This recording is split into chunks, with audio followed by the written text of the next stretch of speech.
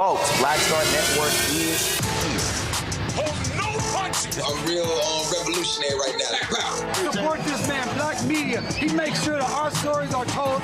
Thank you for being the voice of Black America, Roland. Stay black. I love y'all. All momentum we have now, we have to keep this going. The video looks phenomenal. See, there's a difference between Black Star Network and Black-owned media and something like CNN. You can't be Black-owned media and be scared. It's time to be smart. Bring your eyeballs home. You dig?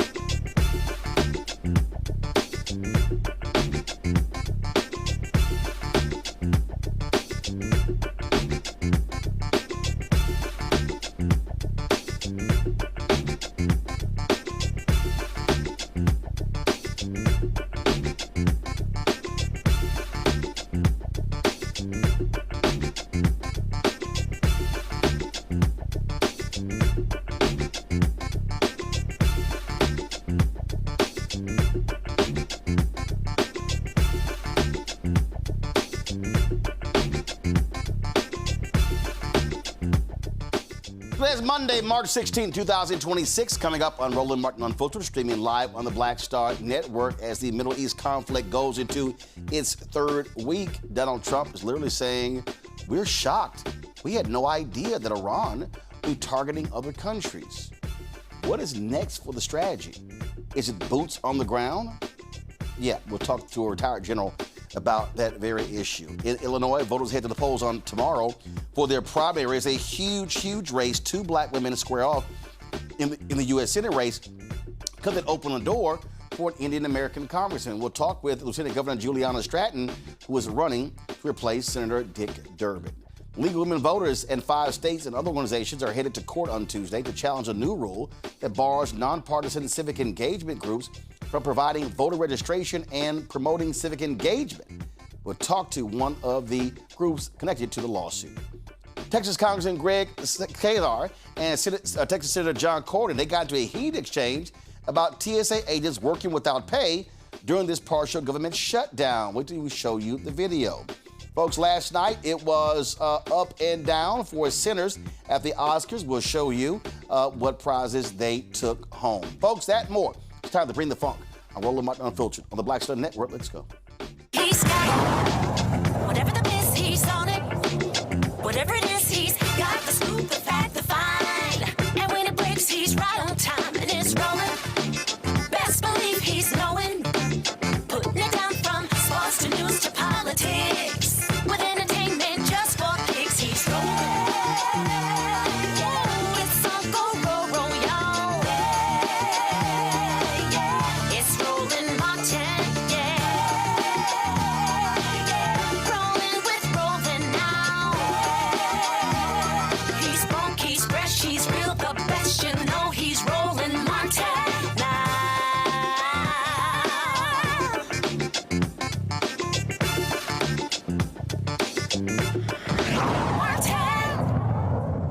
Folks, day 17 of the war between Iran, Israel, and the United States. The conflict continues to expand across the region.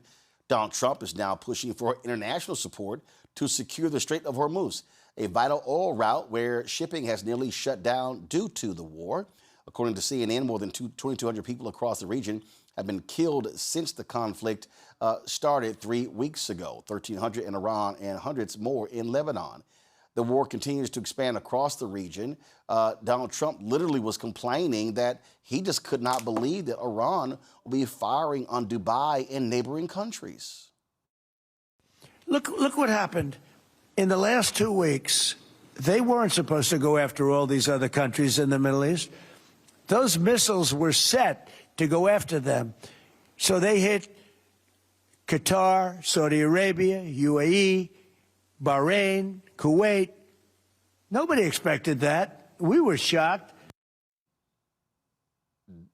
they weren't supposed to go after those other countries. I'm sorry. Was there some sort of rule book that was passed out for Iran to abide by that I'm not quite aware of? And then we were shocked. How could you be shocked? When you are planning war, you are to go over those details. You are to literally examine those things. You are to anticipate an action and a reaction and an action to the reaction. What the hell? New York Times is reporting that Trump's advisors were telling him, hey, hold up on doing this. And he just felt like, you know what? I feel like doing it. Well, that's what happens when you don't properly plan for a war. Retired Brigadier General Arnold Gordon-Bray joins us right now. Glad to have him on the show. General Bray, Frack, glad to see you. This is what is nonsensical. To listen to the person who occupies the commander-in-chief's position go, they weren't supposed to do that. We were shocked. Dude, what did you think was going to happen? Iran clearly, and from a military standpoint, it's actually smart. Iran's like, okay, you're going to hit us. You've got partners all across the Gulf, people who are partners with the United States. So we're going to hit strategic. We're going to hit different places. We're going to hit resorts, Dubai International Airport. It's a huge gateway. And so their action is now causing a ripple effect all across the Gulf. He sounds crazy saying, well, we're shocked they actually did that. I'm going to be candid. First of all, thank you very much. This is, I feel like Doug from Saturday Night Live. I got something to say about this. This is, if you're a strategist, there's several things going on. You know that part of it, no kidding, a layout of all planners, they go through who are the actors, not just your threats, not just your friends, but who are the actors? Who are the people that's involved in what you're deciding to do? So in our minds, many of us, we're looking to see how do you contain it. You're going to kick a dog, and you're going to trap a dog, and then you're going to take away all of his known effects and toys, and you've got a person that is already striving to exist. So I will not pretend for a moment I have access to all the intelligence that's been made available, but I know the processes at virtually every level of our nation's defenses. And so when I listen to others who suggest that we were surprised, the only surprise that should be is who decided to do what and with what levels of commitment, but they're in the game. And if you're specifically Iran, you are a threat to the entire region. They know that. You've got the capability to do certain things. And it's, militarily, we know that we can always win. We really can. But the military is never the end of war. We've got great soldiers, sailors, airmen, Marines, Coast Guardsmen, and Guardsmen. And so we know we have that capability. But that's not how wars begin or end. They begin with an end in mind that is usually a State Department framing if it's going to be a real conflict with an end. And so everybody that's involved in the play, you've got to do, as you said, there is going to be an action and a reaction. But here's part of the start point. You have to understand who are your friends, who are your enemies, and who are your threats. And more importantly, who are the friends and the enemies to your threats and to your friends? Some forget that up until the surrender of Japan and Russia were friends, and with a treaty that had lasted the entire war. So when you do something, you got to be careful how far it spreads. So the only people surprised are those who are trying to be surprised for media. For media. That's the only reason. No strategist, no military planner was really surprised by any actions that we've seen thus far. know, when I look at a lot of these folks who are commenting, and let's be real clear, I've never served in the military. But I've had way too many conversations with people who have been in the military at the highest levels, 4-star generals. Byproduct of Texas A&M. I mean, you know, listen, I listen all the military people, Texas A&M, and when I hear conservatives say, "That's right, we got to take out Iran," I'm always trying to explain to people, okay, when you say you take out one country, you have to understand that that has an impact on 5, 8, 10, 15, 20 other countries. So when you talk about, when Trump goes, well, we can take out the Ayatollah and we're going to put in our own person, like we did in Venezuela. Iran ain't Venezuela. And this idea that you're going to be able to control what happens in Iran is crazy. Do I understand that Iran has exported terrorism all across the world? Yes. That's also why the word containment matters, because you have to factor those things in. And America has always understood the idea, and previous American presidents, of containment. Other presidents could have bombed Iran a long time ago, but they also understood that that thing has a domino effect. And that's why when you make that decision, you damn well better have been planning 20, 30 years down the road, as opposed to just thinking, oh, we can get this done in a few days. Okay, then we're good and we can walk away. Ross Perot talked about the Middle East, and he says they play three-dimensional chess. And sometimes we get caught up playing checkers. Someone else even stated earlier that we are in this process. We sometimes think about this being flat. You know, when you teach your children, you say, now, don't start a fight, because if you do, you got to finish it. And oh, by the way, if you push somebody, you just started. You can't limit how they're going to come back at you. You have to take away those capabilities. And the problem is that that part of the world has capabilities that we still don't know. There are 4 countries that, in my mind, that have mastered underground operations from the beginning. We know that Hamas, Hezbollah, they've been operating underground for a long time, working against the Israelis. You have the North Koreans. You have the entire rim of people from the Southeast Asia, and then you have those that own the borders of Israel. Others, and now the cartels from this country, they operate, and they know they operate under the ground as well. Even from the tactical sense, you don't really know all the damage you've done or the successes you had. So even from a military perspective, you got to be prepared to go ahead and validate anything that you do. But you also got to know, once you start that domino effect, you're going to be in for the unknown of all of your effects for a while. And then you're going to find out some things. But at the very beginning, you got to make sure you understand you thought that through. And so now we're talking about the political side, when you're going to bring in your teammates. Here's a classic example of, I think, one of the most obvious blows that we didn't address. What was China and Russia going to do when we decided to impose our will? Those are other major regional threats that, if we do something, is going to affect their diplomatic, informational, military, or economic means and their friends. So now we're helping a fight right now with the Ukrainians. We're supporting that fight. One of the things we did, we put sanctions on Russia.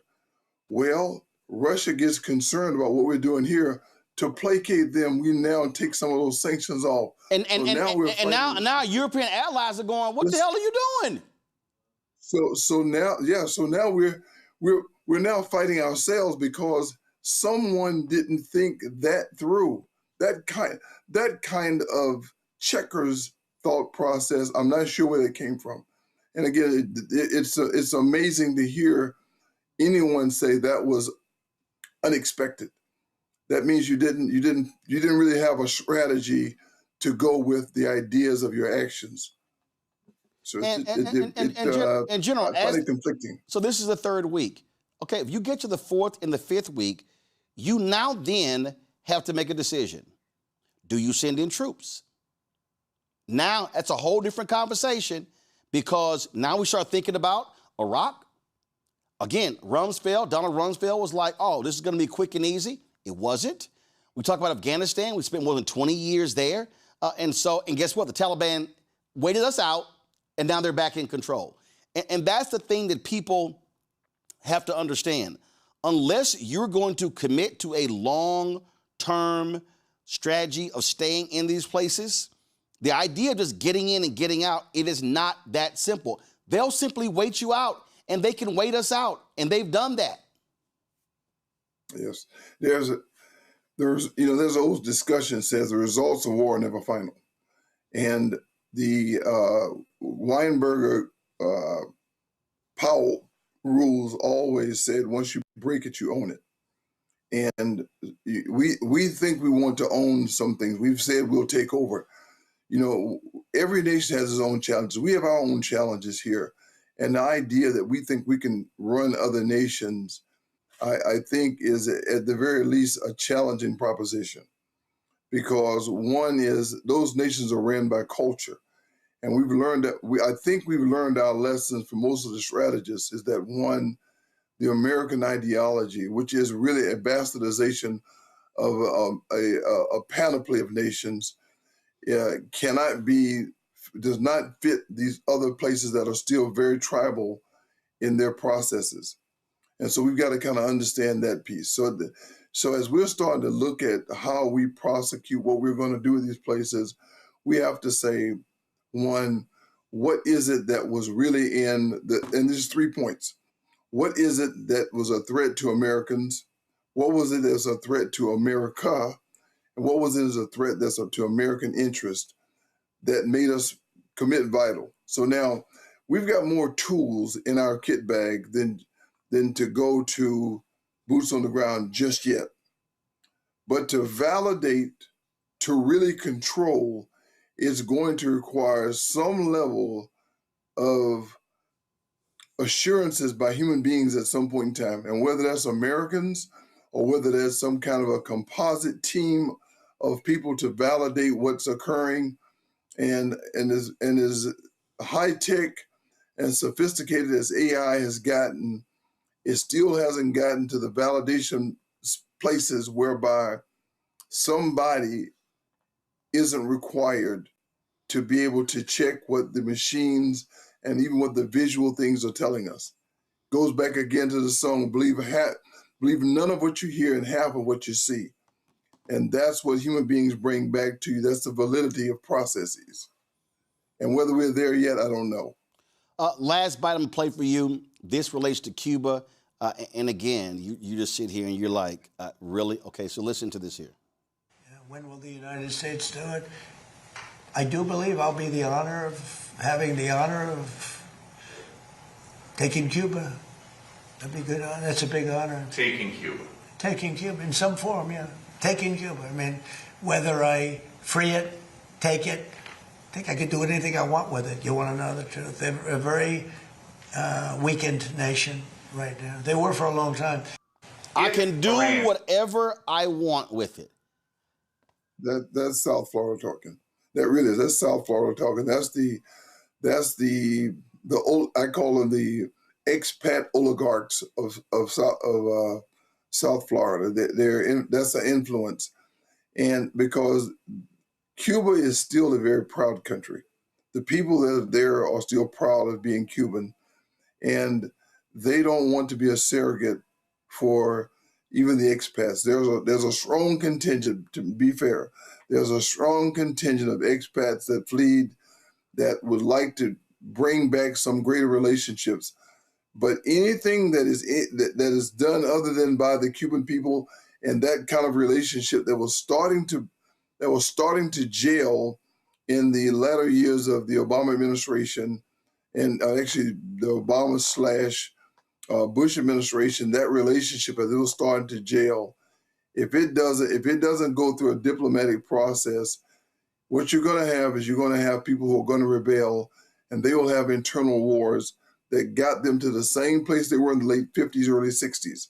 And again, You have to open the playbooks of the past to understand the conditions that led to what occurred there in that place. And then you got to make sure that you really not listen to the people who have the money to talk to you.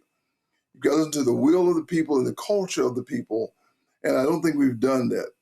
And to treat them as a 51st state does nothing for us as Americans to try to believe that we can move in there, even assisting, without some kind of listening that makes us look like the benevolent nation that makes us work. You know, one of the greatest traits of this nation, and it makes it so that people do really surrender to us in some cases, is because they believe that in most cases, America comes in to do the right thing. If we look like an imperial country moving in these places, I will tell you, I would hate to sometimes be fighting now, because I don't know if we have that same sense of feeling of right that's generated both to our threats and within every soldier. Because that space is what makes people say, I don't mind giving up to the United States, because if I was doing something wrong, I felt it. The Germans felt it, the Italians felt it, and they fought hard. But we always gave respect, and they expected us to be the tight nation that we are. General Bray, I appreciate it, man. Thank you so very much. Hey, appreciate you, 1-9. All right, 06. I'm going to go to a break, talk to my panel. We'll be right back. Roland Martin Unfiltered right here on the Black Star Network. With medicine and science under attack, I want to keep you and your family informed and healthy. I'm Dr. Ebony Hilton, and I knew at the age of 8 that I wanted to be a doctor. So I studied hard and became the first African-American female anesthesiologist hired at the Medical University of South Carolina since its opening in 1824. And I always say I was made into a doctor, but I was born to be a mom. And as a new mom, wife, sister, daughter, and friend, I understand how frightening a medical crisis can be. I care for individuals on some of the worst days of their lives, and it's my mission to provide you with a safe space to gain clarity on issues affecting your mind, body, and soul. I recognize that there are health disparities, particularly as it pertains to race, and I want to help bridge the gap between you and your healthcare providers. Join me every Thursday for Second Opinion on the Black Star Network, where each week I'll invite experts from various medical fields to share the latest health news. We'll discuss topics such as the vaccine debate, mental and sexual health, medical bias, infertility, menopause, andropause, nutrition, and aging. Together with my medical colleagues, we aim to provide you with a second opinion. Don't miss it, Thursdays only on the Black Star Network. I'm Ryan Wilson, CEO and co-founder of The Gathering Spot, and you're watching Roland Martin Unfiltered on the Black Star Network.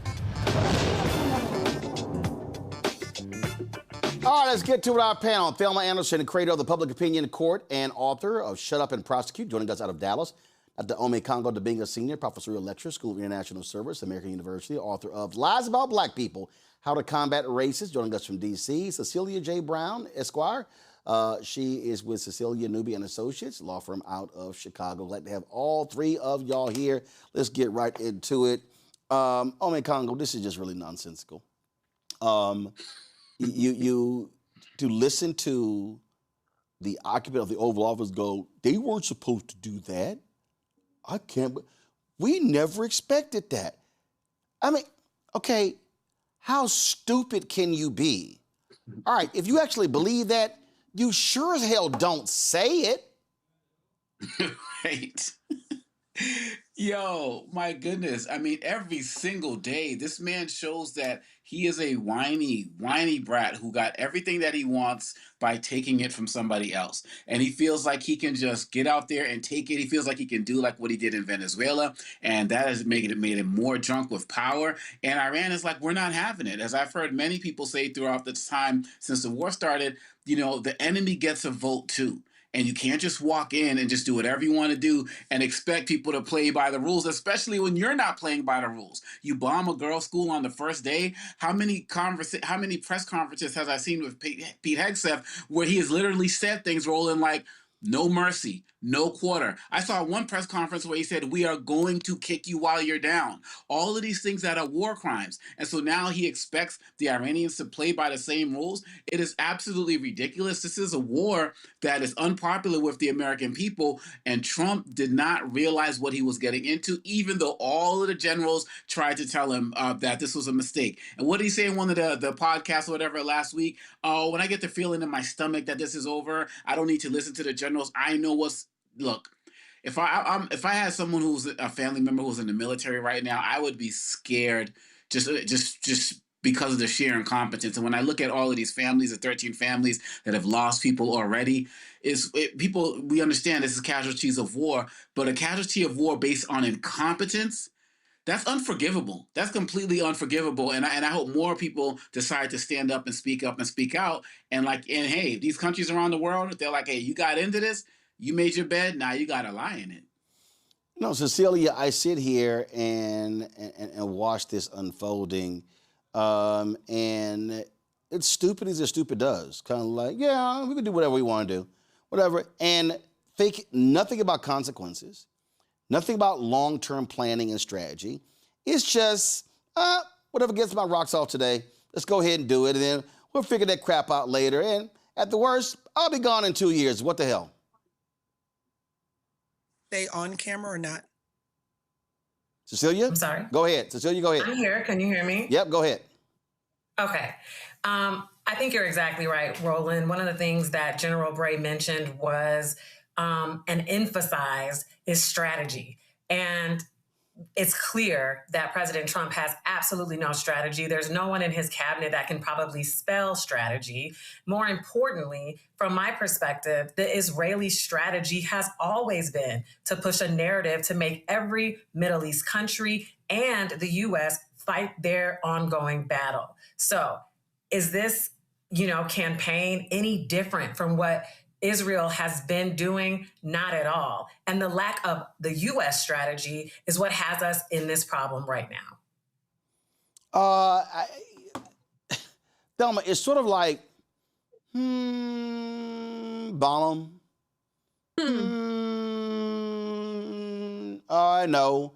I mean, it's just, and again, when you look at these reports from the New York Times and others talking about his military strategists, we're saying, don't do this. But this is the problem that we have right now.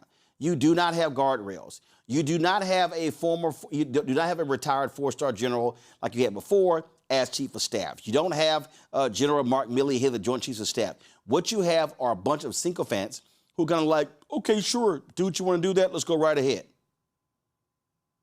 No, absolutely right. And there's a saying that says, if you plan to fail, you fail to plan. And that is exactly what the U.S. is doing under the leadership of the most incompetent president to ever breathe the life on this country. And the one thing that continues to stand out is he makes these statements as if he is a victory. But we know we are getting our butts kicked each and every day because he didn't plan for this to happen.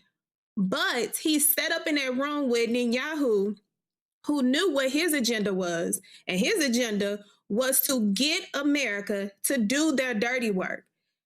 Trump is trying to silence the whole Epstein saga that has needed to be flushed out many years ago. So when you get someone like Netanyahu to play in your face, and then you know that there's an agreement on the table and Iran was willing to go with you in whatever deal that needed to be made, and then you don't even go to Congress to tell them what you're about to do, yeah, you knew exactly what you were doing. And the fact that you allowed for your missiles to kill over 160 children. So I don't feel any kind of way that our allies is saying, we don't want no parts. You don't even want no parts, but you showed up to a fight that didn't have nothing to do with you. When these people really sat down and said, we will agree to the terms, and you decided that you were going to go to war. So you on your own, Trump, and he should be on his own, but on is us taking it at our expense. And you've got people like Charlie Gasparino of CNBC, go to my iPad, talking about, he's retweeting Pete Navarro's, Iran war will lower energy prices. He goes, well-reasoned peace. Okay, if you believe that, we have multiple bridges to sell you.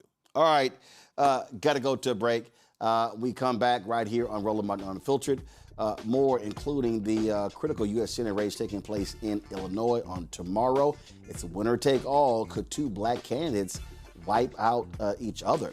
We'll talk about that. We'll talk with one of those candidates, Lieutenant Governor Stratton. Also, the Save America Act. Straight up lie. Straight up lie. We'll break down more lies they've been telling about that. You're watching Roland Martin Unfiltered on the Black Star Network. Support the work that we do. Join our Bring the Funk fan club. The goal is to get 20,000 of our fans contributing on average $50 a year. That's $4.19 a month, 13 cents a day to support this show and the other 5 shows we have here on the Black Star Network. If you want to do so, please join us via Cash App. Use the Stripe QR code. You see it right here. That's also for credit cards. Checks and money order. Make it payable to Roland Martin Unfiltered. Yes, we do get checks and money orders. In fact, y'all, I am literally signing all of these right here and depositing them. So, yeah, it actually happens. Again, make it payable to Roland Martin Unfiltered, P.O. Box 57196, Washington, D.C., 20037-0196.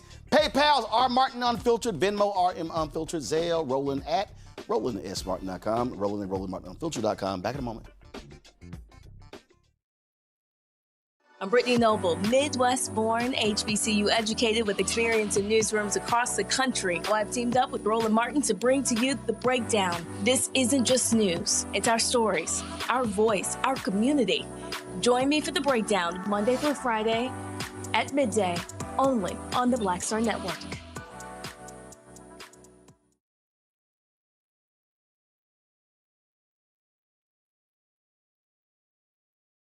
What's up? It's Talib Kweli. I'm CEO. This is the Black Star Network.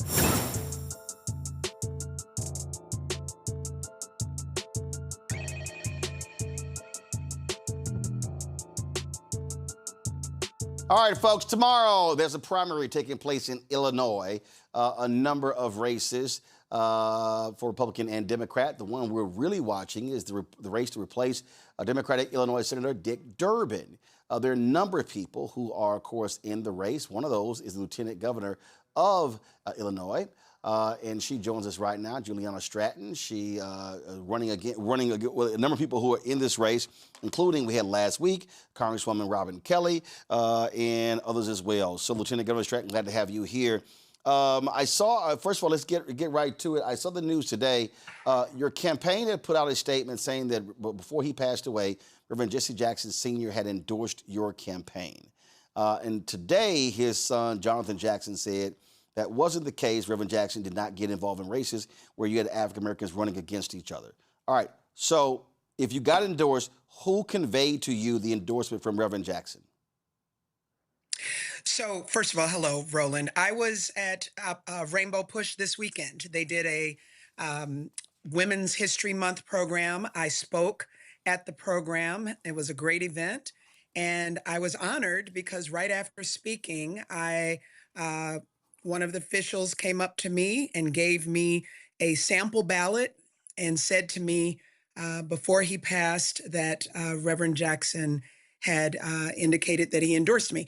I looked at the ballot. It had about 100 and so names, I don't know, dozens of names on it. And my name was there for U.S. Senate. And I was very honored to have seen that. And what I'm going to be doing until Election Day tomorrow is making sure that I get out the vote, make sure I talk to as many voters as I can and let them know why I'm the best fighter to take their voices to Washington. You said there was an official at Rainbow Push. Was it? I mean, who was it? I mean, obviously that's a huge deal.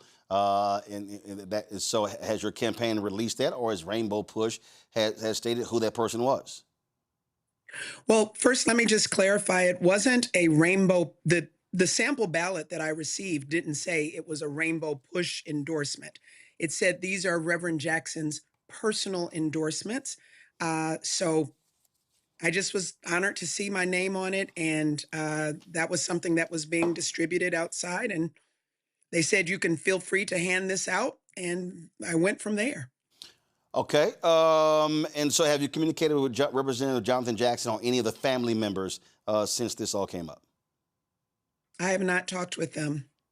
Okay.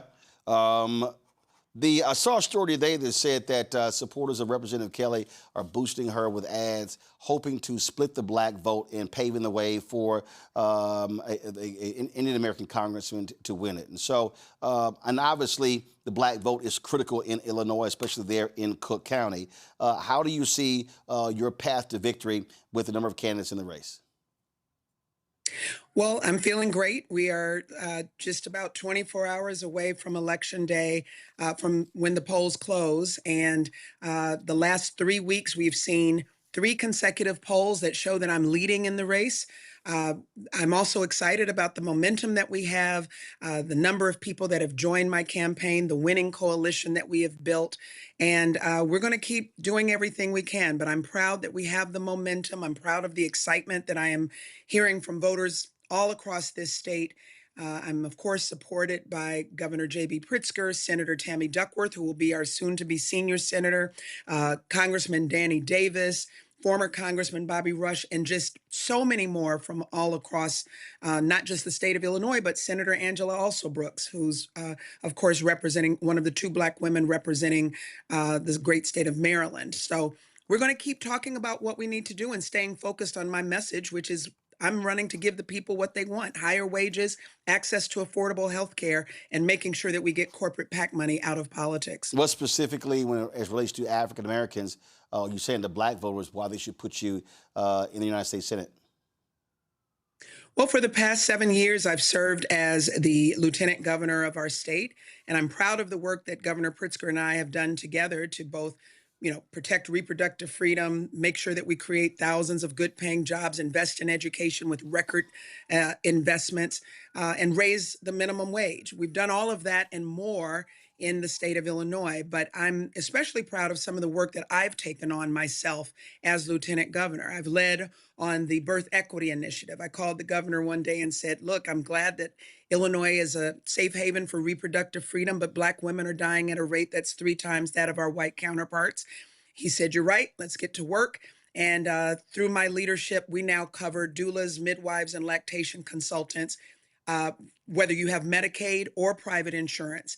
I'm proud of the work that I've done through our Restore, Reinvest, and Renew program, where we have invested over $280 million in communities that were most harmed by the war on drugs. I lead that work as the chair of the R3 board, and I'm proud that we are about to put $50 million more into that. But I think that everything that we're doing, whether it's education, housing, access to health care, all of those things that have our communities have disproportionately been impacted by a lack of investment. I'm proud that I've been helping to lead and make sure that we get more of those resources to our communities. And that's going to be my job in Washington, to make sure that we highlight our voices. There are not a lot of voices like mine in the United States Senate, as you well know, and the path to electing a black woman in this election cycle runs right through Illinois, and I have the best path to doing so. There are 10 candidates running for this tomorrow. You have winner take all there in Illinois. Are you concerned that somebody could somehow we know who wins the Democratic primary is going to win in November. Illinois is a very blue state. And so that you're concerned that somebody could only get 28, 30% of the vote and actually win the nomination? Well, look, I just know that we have the momentum, and here in Illinois, we just need to have 50% plus 1, and I'm going to work hard to get every single vote that I can. That's what I've been doing all throughout these last 11 months, and I'm going to do that tonight. I'm heading back out to talk to voters. I'll be out there all day tomorrow. And look, we have a deep bench in Illinois. Lots of candidates running, but I know that as I've gone around the state, what people have asked, even when I ask them, what are they looking for? More than anything else, they say, I'm looking for a fighter who will go to the mat fighting for me in Washington. And people are fed up with what they're seeing in Washington right now. They feel like no matter who's there, their lives aren't changing. And they feel like the status quo just simply isn't working. They want to see new voices, new energy, new perspectives, and they want people who are going to meet this moment.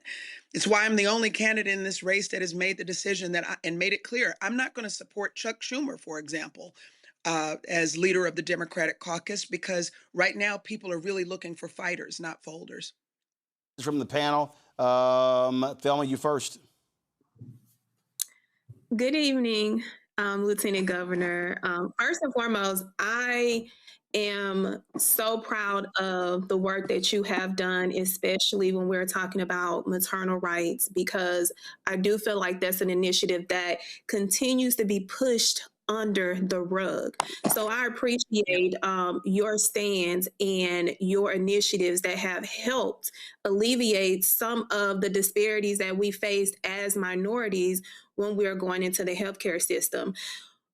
You said something that I had to shout, because the one thing about the millennial generation is we're looking at the Chuck Schumers and we are sick and tired of the muteness that comes from him. So with our generation, we are looking for individuals who are going to be the voice, the ones that are going to put the BTA on the nonsense that's going on. When you're looking at how you can go in and be that BTA of what we're dealing with now, because we're at a pivotal time. Our country is very sensitive to what is going on, and we need candidates like yourself to meet that need. So how do you think that you will fare in the Senate with this type of energy that we need? See, for the people out there, first of all, I don't see... One second. For the people out there, Thelma, who are not millennials, we're assuming you mean BTA, mean beat that ass? Belt to ass. Okay, just making sure. So, because folk in the chat like, what the hell is she talking about? I'm sorry, y'all. Right, you just can't just using acronyms and don't explain to folk what the acronym is. Lieutenant Governor Stratton, go ahead. I'm not trying to get her to but fight, I appreciate it. Yeah, we never assume on this show. Go right ahead. Well, I appreciate it, but what I can say is this. It's not about just, I want to take the voices of the people that I represent to Washington, but it's not just about the person that's elected. It is important that we work in partnership. We have a president right now that is not a normal president. We have a president who's not even a normal person. And this moment requires all of us to make sure that we are holding him accountable. And that includes those of us who are elected officials. It includes those who are telling the stories in the media.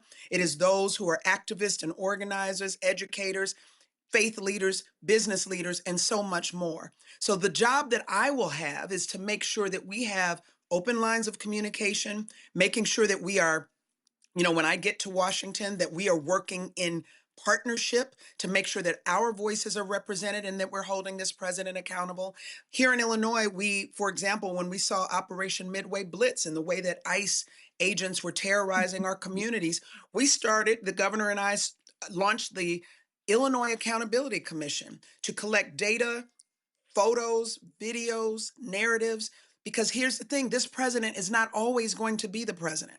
And so we need to make sure that we're capturing all of that, because we're going to hold him accountable. And when I get to the Senate, I'm not going to confirm any of his nominees or appointees to his cabinet, to the Supreme Court. This is a time that we cannot just have business as usual. And that's the way that I believe that we'll continue to bring our voices in the kind of fight that's needed right now. Ome Congo? Thank you so much, Lieutenant Governor, for being here. I want to follow up on what you were just talking about as it relates to ICE. Senator Padilla from California people talk about Minneapolis and other places, and they forget that ICE is still here in California. And so we know that ICE still has a presence in Illinois and other places. What are some of the strategies that you feel, you talked about Operation Accountability, but what are some of the other strategies that you have done that were successful that you will be able to bring coming into the U.S. Senate that can be replicated at a national level for people to see? Well, first, let me just say that I'm the only candidate in this race that has made it 100% clear that I want to abolish ICE, because I don't believe that this agency can be reformed. And we saw the terror here in Illinois with Operation Midway Blitz, people being snatched off the streets, by masked agents stuffed into unmarked vehicles. And, I've been out there. I've been out at Broadview facility protesting. I've been marching in the streets. I've been at schools helping students with safe passage because they were scared that their parents might not be able to pick them up. I've been in rapid response where I'm running down the streets as we hear the whistles going saying ICE is in our community.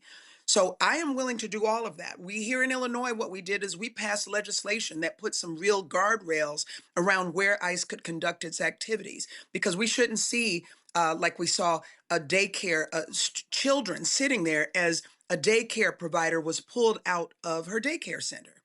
We shouldn't see ICE going into courtrooms or domestic violence court where people are there trying to get help. So we are making it easier to get justice for violations of rights in court. We've been standing up. We have a fantastic attorney general. We've been taking Donald Trump and his administration to court. And we're doing everything that we can to protect some of those sensitive areas where people shouldn't come. And that's what I will fight for. Look, we need border security. That should happen at the border, not with ICE marching down downtown Chicago. We need to make sure that there's a path to legal immigration. What that looks like to me is that we invest more in immigration judges, community-based resources, social services. But what has happened is because ICE was put under DHS, which is a counterterrorism agency, you already start by looking at our immigrant neighbors through a lens of criminalization. And it's wrong. Mm-hmm. So let's start elsewhere. This isn't working, and we need to do something different. And I'm going to keep fighting, and we need to keep fighting at every level, because you're exactly right. This not only is the activity still continuing, the fear and the trauma of what we've seen in Los Angeles, the city of Chicago, Minneapolis, that trauma is real and it is continuing. And look at the budget that they have. Those are our tax dollars. And we should be investing. They tell us at the same time they don't have money for health care or anything else. We need to do something different. Cecilia? Well, hello, Lieutenant Governor. It is so great to see you again. I want to talk about basically the fragmentation that Illinoisans are aware and kind of scared of as a Chicago-based resident.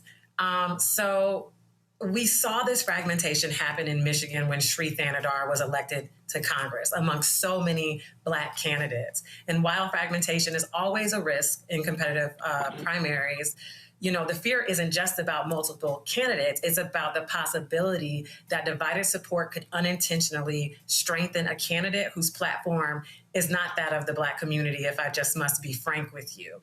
So ultimately, the question is, do you believe that voters can consolidate around shared priorities and more importantly, around what you have proven to be the best interest of people in Illinois? Yeah, first, let me just say, and I mentioned this earlier, I have the strongest path to being elected. And I think that, that just has to be put forward. This primarily has been a two-person race between me and Congressman Raja Krishnamurthy. And I can just say that I'm doing everything that I can to earn the support of voters all across our state. And at the very same time that I'm doing that, we see Congressman Krishnamurthy and his allies trying to dilute our power. Some of you may know, I'm sure all of you know, that I am the #1 target in the country right now for a MAGA-aligned crypto industry super PAC that is now coming after me to the tune of at least $10 million. That has started only in the last few weeks when it turns out that I am now leading in the polls. It's a PAC that is to support Congressman Krishnamurthy and attack me. And so some of that money that they're doing is they're trying to, not just attack him, but boost Congresswoman Kelly so that there can be a split of the vote. So we see that happening. But the bottom line is I am confident heading into tomorrow's election day. I'm feeling good. As I said, I'm going to keep talking to voters on the South and West side, but all over the state. And so many of them are excited about my candidacy. You all know that we elected the first Black woman to the United States Senate in Ambassador Carol Moseley Braun. We elected President Barack Obama, but first he was elected to the United States Senate right here from the state of Illinois. And this is our best chance and our only chance in the nation in this 2026 election cycle to elect another Black woman. And I'm proud that I have the momentum. I am the one that can get this done. And I'm sure voters will see that. Obviously, housing is a huge issue. And what have you articulated in terms of your housing plan if elected to the United States Senate? It's one of the biggest issues that I hear about as I'm going around, and it is another issue of affordability. As we talk about affordability as being a primary campaign message, because so many people can't afford housing.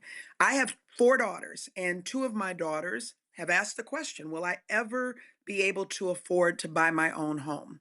And we know that the first-time home buyer age has gone up to now 40 before people can afford to buy their own home.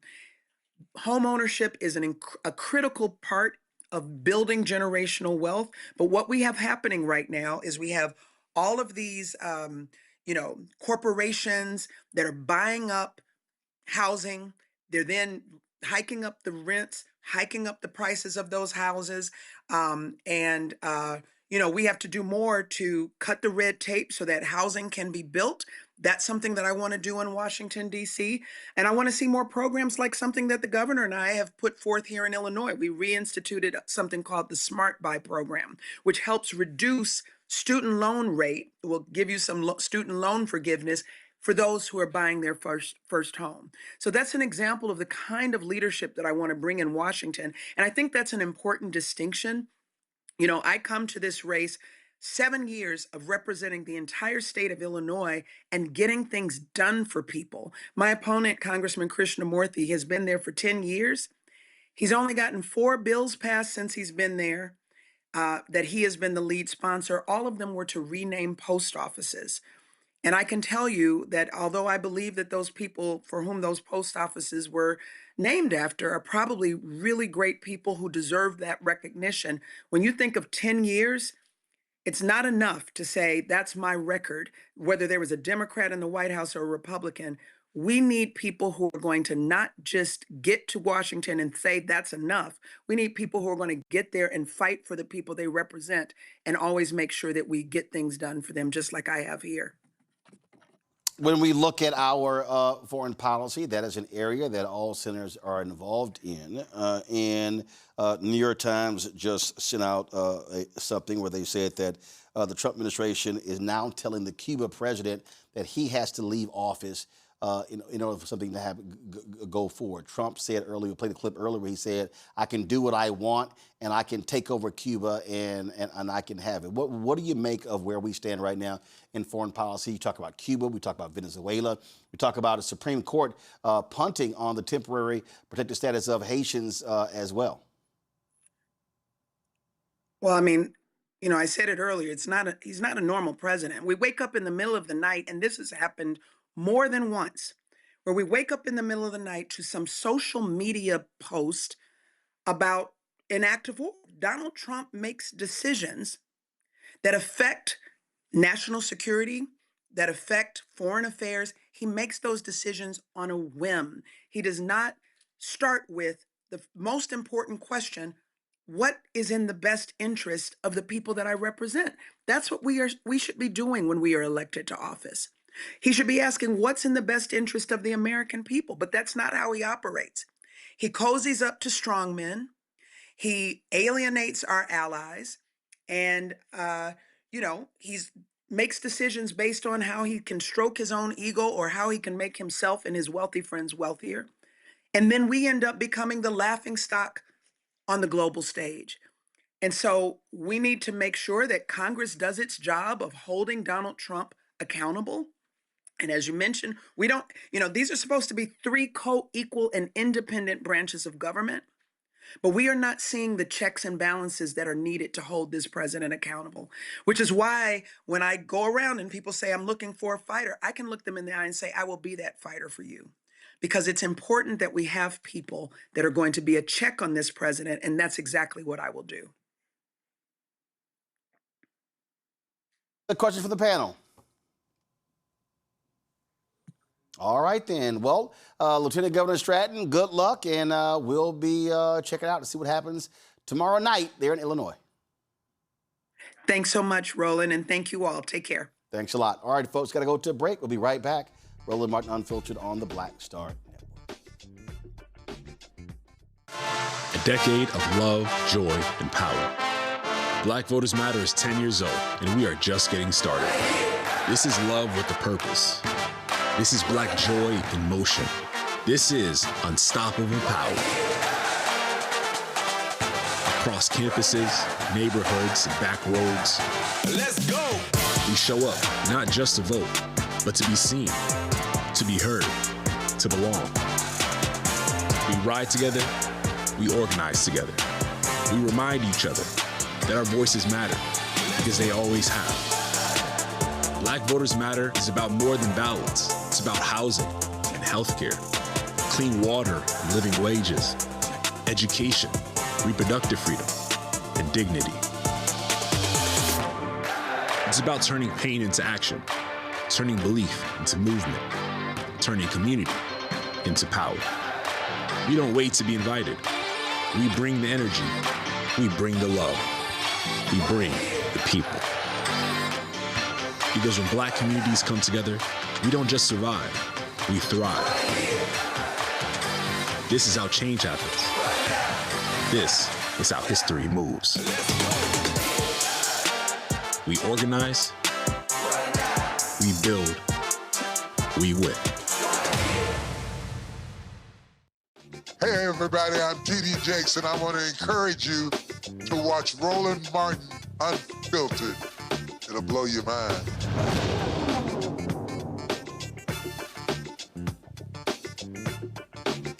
Tomorrow there'll be a hearing in the case of the League of Women Voters of the United States versus United States Citizenship and Immigration Services. The U.S. District Court, the District of Maryland, will consider the plaintiff's motion to pause a new rule that prevents nonpartisan civic engagement groups from providing voter registration and promoting civic engagement to new U.S. citizens during administrative naturalization ceremonies. Danielle Lang is the Vice President of Voting Rights and Rule of Law at the Campaign Legal Center. She joins us now. Glad to have you on the show. So Danielle, are y'all a party to this lawsuit? We are not a party. We are the lawyers, and we're representing the League of Women Voters and a number of state and local chapters of the League of Women Voters in this very important lawsuit. Okay, so this is strange to me. So what they're saying is that here are people who are going through the process to become United States citizens. And they're saying, what, the League of Women Voters can't talk to them? Basically, that's right. So let me give you a little bit of background. The League of Women Voters has been doing the work. People at administrative naturalization ceremonies register to vote for years, in some places for decades. So the League of Women Voters tracks these ceremonies closely. They go to the ceremonies, they bring registration forms, they help introduce folks who have just become United States citizens to the sacred duty and privilege of participating in our democracy. They not only help people register, they turn in their forms for them, they also instruct them on what are the next ones coming up? Where can you find your polling place, and help them learn the ropes of our democracy? And this is work that should be kind of treasured by everyone. In fact, even federal law anticipates this kind of activity and instructs the federal government to work with local groups to encourage civic participation and provide civic education.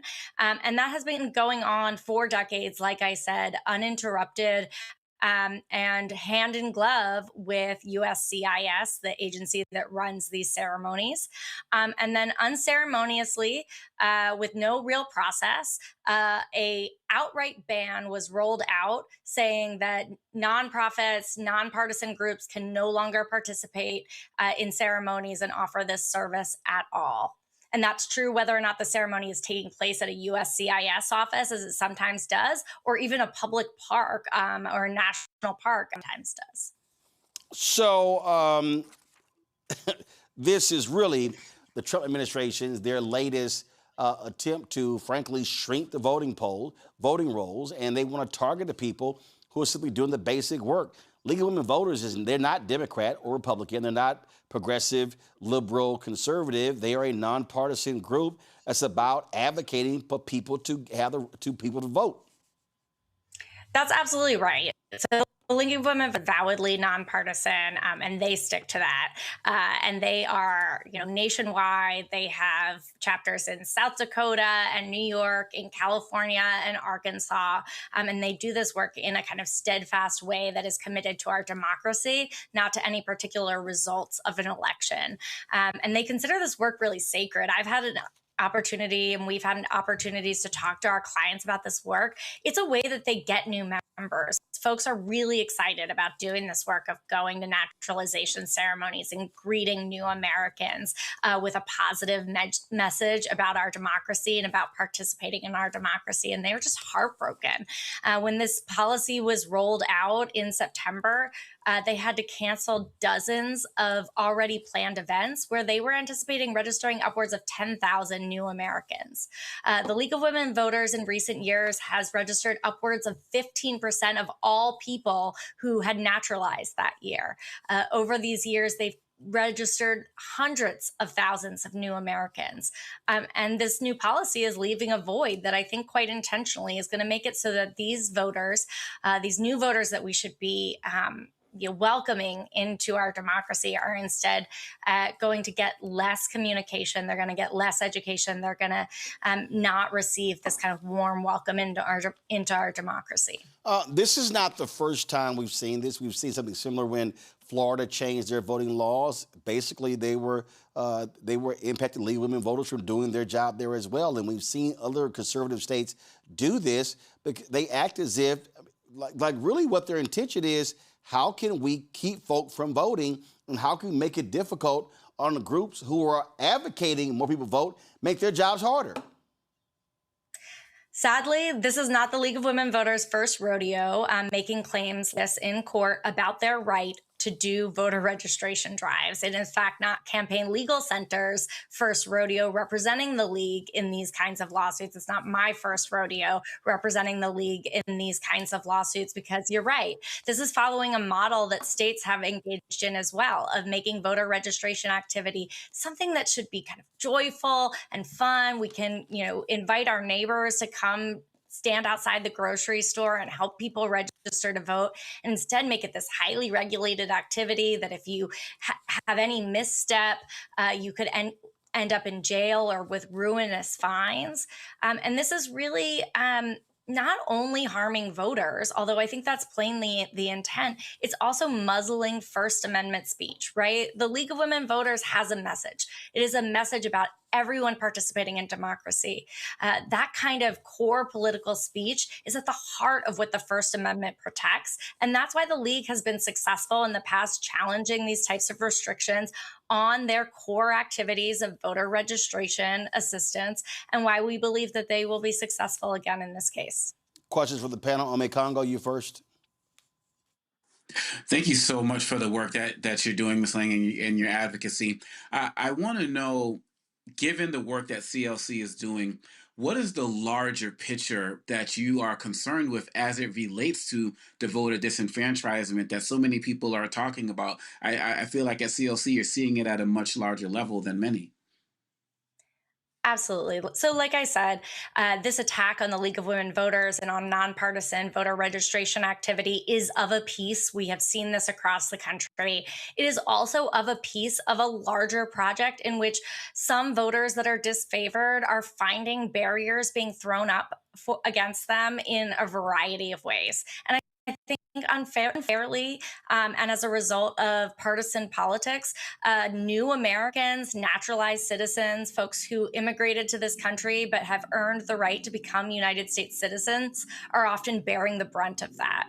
For example, when states or the federal government now use data that they know is stale and outdated to try to find alleged non-citizens on the rolls, nobody is arguing that non-citizens should be voting, but they are using data that they know will include people who actually are citizens, but that became citizens recently, and the data won't be up to date, and will therefore target those folks in particular. And we've seen that happen time and again. I've had cases in Alabama, in Virginia, in Arizona, and Georgia, where the same issue comes up over and over again, where they're using data that they know is old, that they know is going to target immigrant citizens, and they don't seem to care. But I think the other side of the coin is that voters know, and groups like the League of Women Voters know, that these attacks on our voting are happening because the voice of the voters is strong. And what I haven't seen is voters feel discouraged. Voters are pushing back. Voters are participating.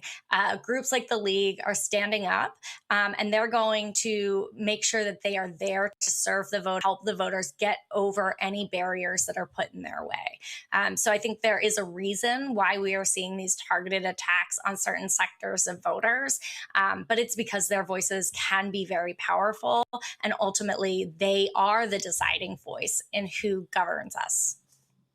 Cecilia? Yes, thank you so much for being here, and thank you for the work that you're doing.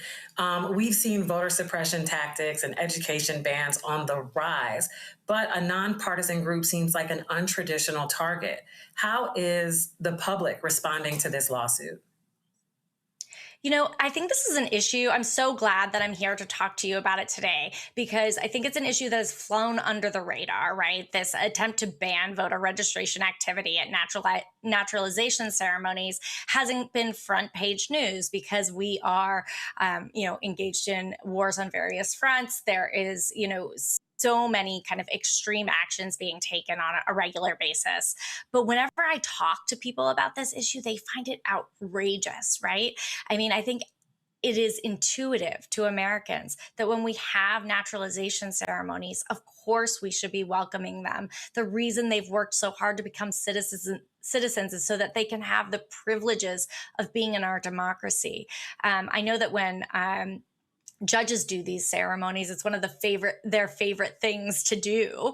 And that's because these are really kind of joyful spaces. And so whenever I talk to anyone about this case, regardless of their politics, I think that they're really outraged by, what is a really arbitrary decision. The Trump administration has not provided any meaningful justification for this rule. They say it would be administratively burdensome, but they've provided zero evidence of any burden. They say that they're trying to prevent partisanship. But again, these groups are nonpartisan, and they had a process in place for making sure that all the groups that did this work were nonpartisan.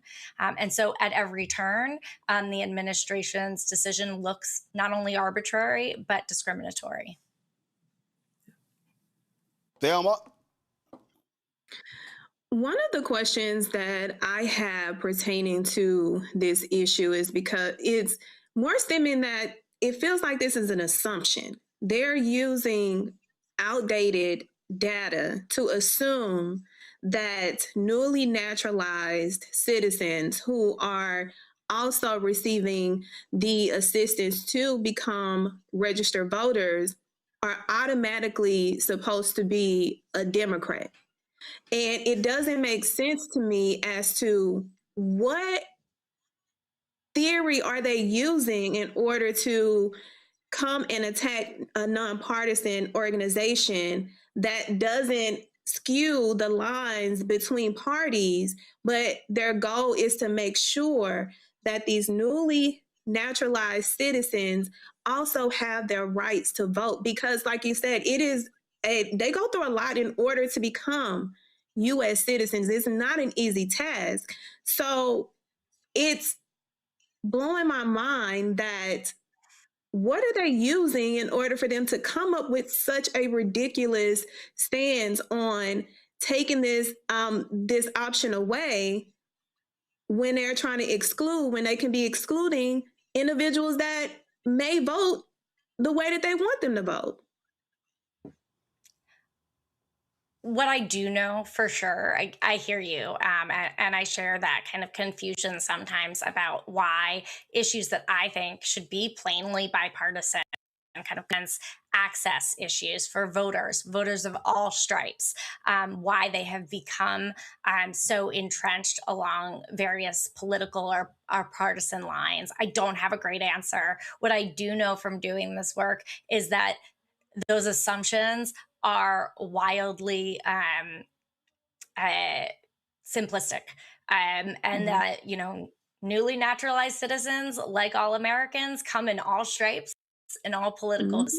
They are nuanced people, and we should meet those voters where they are. We should learn who they are, and we should, you know, politicians should be interested in trying to earn their votes. But I do agree that sometimes, I don't know why, but these voting issues have become so deeply entrenched in larger narratives about, you know, attacking our democracy, that we've lost sight of the point, which is really to get to know voters, get to understand their positions, and to earn their vote. And sometimes I feel like we've really lost the plot on that. All right, then. So you head to court tomorrow. We'll be certainly watching to see how this plays out. Thank you very much for having us, and we look forward to making our case in court tomorrow. All right, Danielle Lane, thanks a lot. All right, folks, got to go to a break. We come back. Ooh, more drama, TSA lines, also Black Star Network headlines of Brittany Noble. All of that next, right here, Roland Martin Unfiltered on the Black Star Network. With medicine and science under attack, I want to keep you and your family informed and healthy. I'm Dr. Ebony Hilton, and I knew at the age of 8 that I wanted to be a doctor. So I studied hard and became the first African-American female anesthesiologist hired at the Medical University of South Carolina since its opening in 1824. And I always say I was made into a doctor, but I was born to be a mom. And as a new mom, wife, sister, daughter, and friend, I understand how frightening a medical crisis can be. I care for individuals on some of the worst days of their lives, and it's my mission to provide you with a safe space to gain clarity on issues affecting your mind, body, and soul. I recognize that there are health disparities, particularly as it pertains to race, and I want to help bridge the gap between you and your healthcare providers. Join me every Thursday for Second Opinion on the Black Star Network, where each week I'll invite experts from various medical fields to share the latest health news. We'll discuss topics such as the vaccine debate, mental and sexual health, medical bias, infertility, menopause, andropause, nutrition, and aging. Together with my medical colleagues, we aim to provide you with a second opinion. Don't miss it, Thursdays only on the Black Star Network. Pull up a chair, take your seat. The Black Tape with me, Dr. Greg Carr, here on the Black Star Network. Every week, we'll take a deeper dive into the world we're living in. Join the conversation only on the Black Star Network. My name is Bill Duke, and you're watching Roland Martin Unfiltered.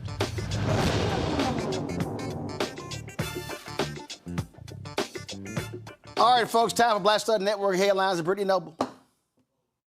The city of Chicago has agreed to pay $27 million to the family of a woman killed during a police chase after new evidence surfaced in the case.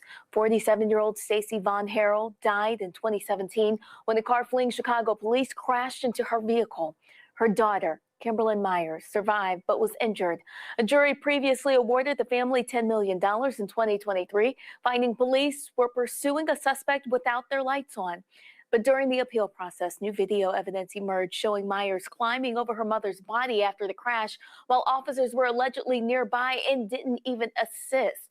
After reviewing the new evidence, city attorneys recommended settling the case for $27 million rather than risking a larger verdict at the trial. About $20 million will come from taxpayers. About $7 million will be covered by the city's insurance.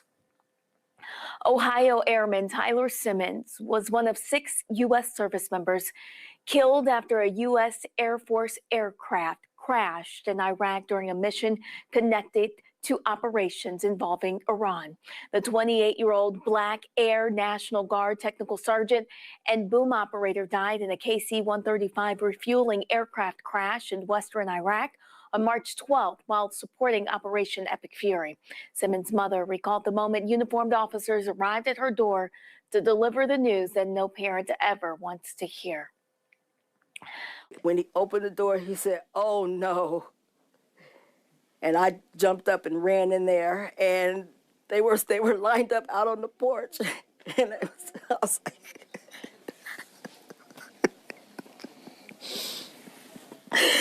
"You've got to be kidding me." Out in the back of that airplane, that was it. He said, "I will retire from this, Mom. I will retire from this." I said, "Well, what about the pilot? You always wanted to be a pilot." "I'll do that with commercial after I retire from doing this." It stops. We're done. You know, no children. Well, blackdoctor.org is using AI to improve how Black communities access healthcare resources. It is the world's largest and most comprehensive online health resource specifically created for the Black community. It aims to address health disparities and improve health outcomes for Black Americans. Black Doctor Incorporated, the wellness platform behind blackdoctor.org, is refreshing its brand with a new platform strategy and a suite of AI-powered tools to close critical gaps in how health information and care reach Black Americans. The group has served Black America for about 20 years. This update includes a clinical simulation platform and a wellness tool, as well as the launch of a new medical advisory board, a podcast, and a video series.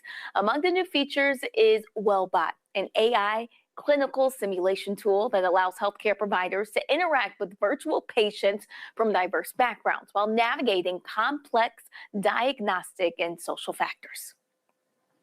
Well, a Smithsonian Museum exhibit about the journey that millions of Africans were forced to take across the Atlantic to slavery in the Americas will be moved back to South Africa. A remnant from one of the first sunken slave ships ever recovered will be taken off display in Washington. The National Museum of African American History and Culture has a timber piece of the slave ship called the Soho Jose Pacuti de Africa. It's on display in the Slavery and Freedom exhibit. The 33-pound timber piece will soon be making a trip back to its home museum. It comes from South Africa. It's been on loan to the Smithsonian since it opened in 2016. In an agreement for the piece, it was initially to be borrowed for just 5 years, and then it was extended for another 5 in 2021, ending July 1st. The ship remnant will be among several items sent back to the museum. The last day for the museum visitors to see the timber piece here in America is on display until March 22nd. Under Paramount Skydance's ownership, Black Entertainment Television is shutting down BET Plus and will merge the content on the subscription service with the flagship Paramount Plus streamer starting in June. Along with the change, Paramount is acquiring media mogul Tyler Perry's minority ownership stake in BET Plus. Terms of the transaction are not being disclosed. Perry held a 25% stake in BET Plus as a result of a 2019 production deal with Paramount.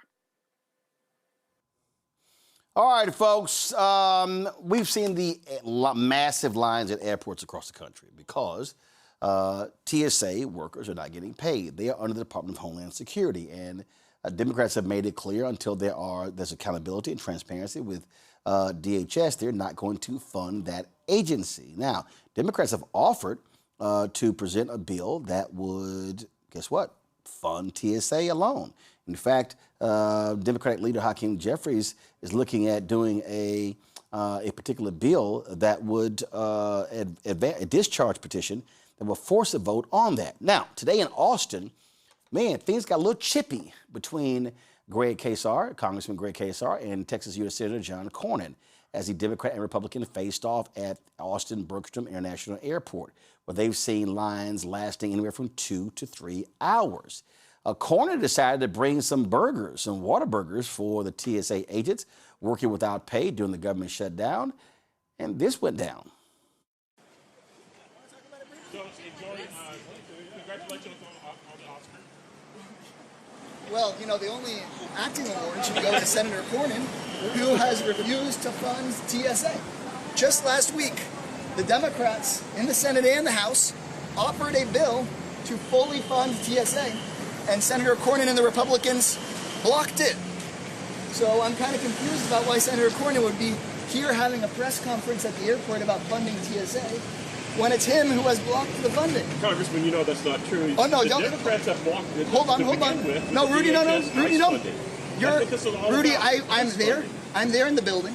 Yeah. ICE funding, Democrats have voted against. Then the Democrats brought forward a bill to fund TSA, and the Republicans blocked it. That's the truth. There's only one truth. No matter what Donald Trump wants to do. No, there's one truth. One truth. The bill to fund TSA was rejected by the Republicans. Rudy is making a point, as the senator does, that there was a bill to push ICE funding forward without reforms and TSA in it. And we said, no, we're not going to pass this ICE funding until we get reforms. Let's just fund TSA. And Senator Cornyn and the Republicans said no. They could go tomorrow to Washington, D.C. right now, they can go straight to Washington, D.C. and join with me to fully fund TSA. Senator Cornyn should put his money where his mouth is. Hey, Senator. Senator, I was hoping that we Why don't you tell your Democrats to vote to pay these poor Let's do it. Let's do it. No, Why don't you do it. No, you don't have to yell at me. Time and time again. Let's go. Let's talk for a second, Senator. No, there's a bipartisan bill to fund just the TSA. Can we do that together? Not acceptable. Not acceptable to fund just the TSA. How about all the terrorist attacks like we see down on 6th Street? You want those to continue? These people are keeping us safe. Tell the Democrats to vote for funding the DHS. But let's talk about each one. Would you fund the TSA with me? No. Sounds like instead of bringing people burgers, he should bring them their paychecks, which involves funding TSA. He's refused to fund TSA, so he's bringing them burgers. He's over here talking about funding ICE. But when I asked him about funding TSA, he said he wouldn't fund TSA. Cornyn organized a visit to draw attention to what he described as Democrats blocking a DHS funding bill, leaving TSA screeners unpaid during these busy airport days, especially with spring travel. Casar said, what the hell, I'll crash it. That sounds like smart politics to me, Thelma. And you heard what the Democrat, you heard what he said. He said, hey, we will present a bill. In fact, Senator Sheldon Whitehouse posted on social media earlier. He said, we presented a bill, a clean bill, no amendments at all, saying we will fund TSA. Republicans said no. They want full funding of DHS. Democrats say until we get some transparency and some answers from TSA, we ain't funded their budget.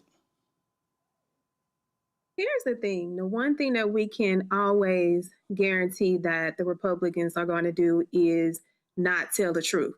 They're going to make up another issue. They're going to bring everything that don't have anything to do with the matter at hand. What the hell did tariffs have to do with the fact that you decided that you are not going to come in and fund TSA on a separate bill? That had nothing to do with the individuals at TSA. Don't want no damn pizza. They don't want no damn Whataburger. They want their rightful pay. And you have these individuals that are working hard. You see the lines, you see what you are causing, and you think that it is okay and it's sufficient for you to show up with some damn free pizza that you probably funded from your political campaign to use this as a political stunt so that you can get photo ops and you can get clips so you can put it on your website and say, oh, I showed up with pizza to feed the hungry and probably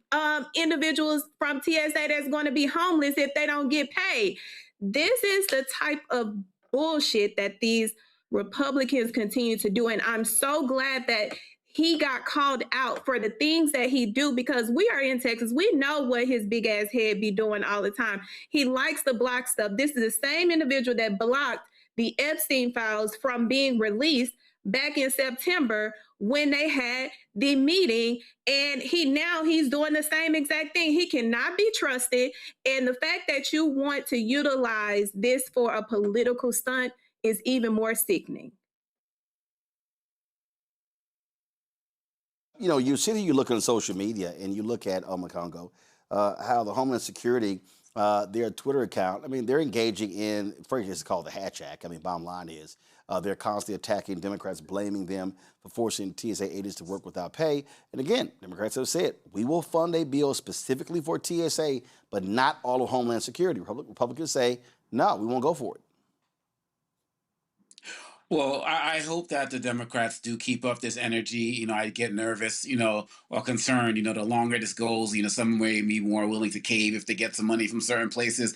But the way Representative Casar showing up, it was amazing. And this is the type of stuff they need to do so they can create content to get it out there. So networks like us, can talk about it. So, and control this narrative all the way through the midterms, because there are some people out there who are believing the Republican narrative. Another thing that I would love for these Democrats to do is to say, why don't we take some of the money, like 0.1% of the funding that we've given to ICE, and use it to pay TSA workers? These Republicans across the country and some of these airlines, they're asking people to give these TSA employees gift cards for gas and groceries and all of that. And people are going to step up. People are going to support them, but we shouldn't have to do that, because all of the money could come from like 1% or 0.1% of the ICE budget to pay these TSA workers. So that's also something that these Democrats need to also bring to the forefront. The money is there. ICE is fully funded beyond measure, beyond the limits, regardless of the shutdown. They should also be drawing attention to that. But outside of that, I'm very grateful for people like Representative Casar showing up, and they need to keep showing up. They need to get this stuff on video. They need to control this narrative going forward before some Democrats decide to cave on this. Celia, Democrats, when they come back to Capitol Hill on Wednesday, are going to begin this discharge petition at noon. Bottom line is, what this does is it forces Republicans to be on the record. Hey, if you're complaining about TSA, you force a discharge petition. If you get 218 people to agree to it, it goes to the floor for a vote. It's going to be real hard for Republicans to yell, moan, and complain about this issue if they have to vote no on this. And so this is smart politics by Democrats to use the discharge petition. Listen, the Democrats are doing exactly what they're supposed to do, and Congressman Casar ain't wrong. I wish he would have went harder on the senator. What we're really looking at is just federal mismanagement. That is Trump's theme, okay? Whatever he can get away with, him and his cabinet, that's what they're going to do. The ICE funding has to be limited, if not fully abolished. And by tying it to this issue, travel in America, hello, that's putting the American people between a rock and a hard space. And so I hope that when the Democrats return on Wednesday, they take care of business. Oh, again, to me, this is one of those things that I go back to the previous issues that we've had. Democrats are in the minority. The discharge petition is the only way they can bypass Speaker Mike Johnson. To me, let's say 214 Democrats all vote for it. Now, every Republican, especially those Republicans in vulnerable districts on the Congo, they're going to be on record, and they're going to have to explain why they don't support the discharge petition.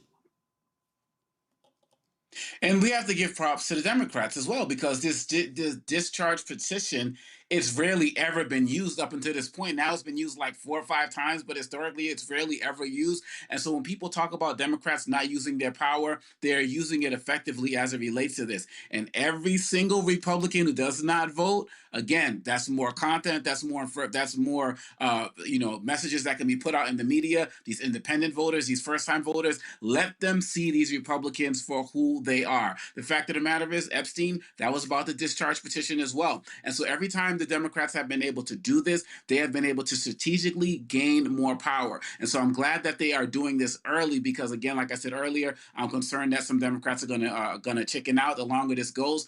But this is something that should be obvious to anybody. I mean, these TSA workers, they're sleeping in their cars because they don't have money for gas, or because they got issues, getting home and the like. And who wants to have more potential for accidents as it relates to a TSA agent that's tired? And several hundred have just quit. And so the Democrats need to keep forcing this, just like they're doing with forcing votes on Iran and other things as well. This TSA support is extremely important. We can't keep having the TSA agents of all people be used as pawns. And so my hope is that the Democrats bringing this up when they get back ASAP, put those Republicans on blast who are going to be against this. And hopefully between now and Wednesday, some Republicans are going to see the light and realize that they better get on the good foot as it relates to this, because they don't want to be the ones who are going to be on blast come the midterms. Earlier today, that Republicans have decided to use TSA agents and other DHS employees outside of their toxic immigration agenda space as political pawns.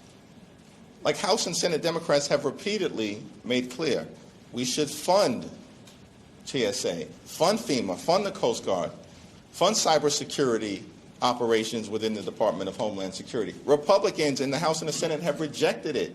They're playing games as they always do. So that's why on Wednesday we're going to launch this discharge petition. It's the first day that it becomes ripe to advance Congresswoman Rosa DeLaura's bill. And we'll just need a handful of Republicans to join us. And guess what? Despite all the cynicism, all the skepticism that has existed throughout this Congress, as if Democrats were knocked on our back heels, we've repeatedly won discharge petitions. And if it comes to it, we're going to win this one as well. And so, to me, we can do this the easy way. Why doesn't Mike Johnson and Republicans just agree to put the bill on the floor? It will pass overwhelmingly. Or we can go down the discharge petition route again, and Republicans can once again demonstrate that they've lost control of the House floor and that Democrats are governing in the minority on behalf of the American people as if we're in the majority. So it's Illinois primary tomorrow, as we saw in New Jersey 11, North Carolina. Let me ask you a question. Did you ask me? Did you have a question about New Jersey 4? I'm asking. What was your question? What was your question about New Jersey 4? New Jersey 4. North Carolina 4.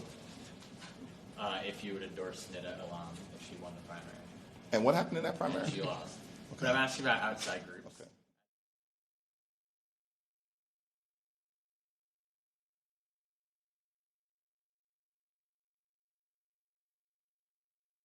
Okay. This is where you operate in smart politics, because you force their hand. You force their hand, and they have to be on the record. And so, what, Cecilia, it ain't like Mike Johnson could say, hey, y'all, vote against this. Especially, again, for those voting Republicans. And you know what I'm sitting here doing? I'm going after the Republicans who represent some of those large districts, some of those large airports where they have problems, and say, see, TSA workers, your person, your congresswoman, your congressman, they're the ones stopping you from getting paid. Absolutely. I think the best part about what the Democrats are going to go in and do is they are going to say, look, here are the names, here are the list of people, and they're touching an issue that every American, whether Democrat or Republican, can relate to. I got somewhere to be, or my family member is not getting paid. These are American people, like everyone has said, are being used as pawns. And the Republicans who choose not to vote for this, they might as well get ready to find another job. Because this is the issue, if nothing else, that American people can relate to the most. Absolutely. So to me, hey, full steam ahead, Thelma, and then let's see who doesn't step up and then who wants to get embarrassed. Listen, when you have both a stay-at-home mom and a career woman in the airport fighting to get home, regardless of where they come from, oh, they want answers. I saw a white stay-at-home mom sitting on the counter telling the agents, you are going to let me on this flight. But for the long lines, there was the issues that caused so much disruption. When you look at places like Dallas, when you look at places like Atlanta, when you look at places like New York and California, you are seeing the chaos, and you are requiring these TSA agents to work for free. Instead of you coming up there, I'll be using that pizza box and them Whataburgers.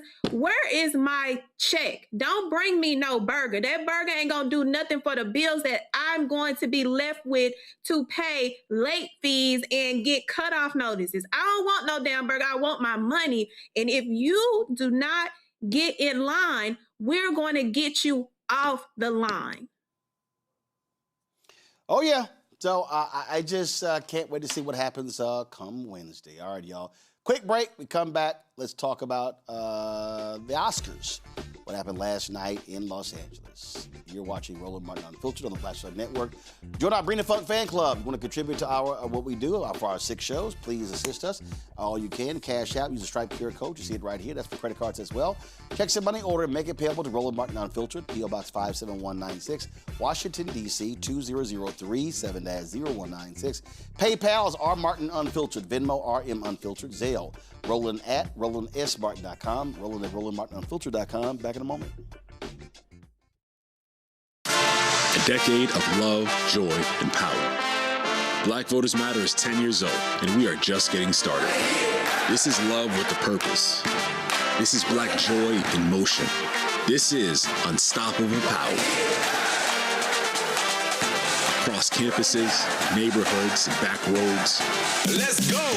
We show up, not just to vote, but to be seen, to be heard, to belong. We ride together, we organize together. We remind each other that our voices matter, because they always have. Black Voters Matter is about more than ballots. It's about housing and healthcare, clean water and living wages, education, reproductive freedom, and dignity. It's about turning pain into action, turning belief into movement, turning community into power. We don't wait to be invited. We bring the energy. We bring the love. We bring the people. Because when Black communities come together, we don't just survive, we thrive. This is how change happens. This is how history moves. We organize, we build, we win. I'm Mark Morial, President and CEO of the National Urban League, and I'm watching the Black Star Network.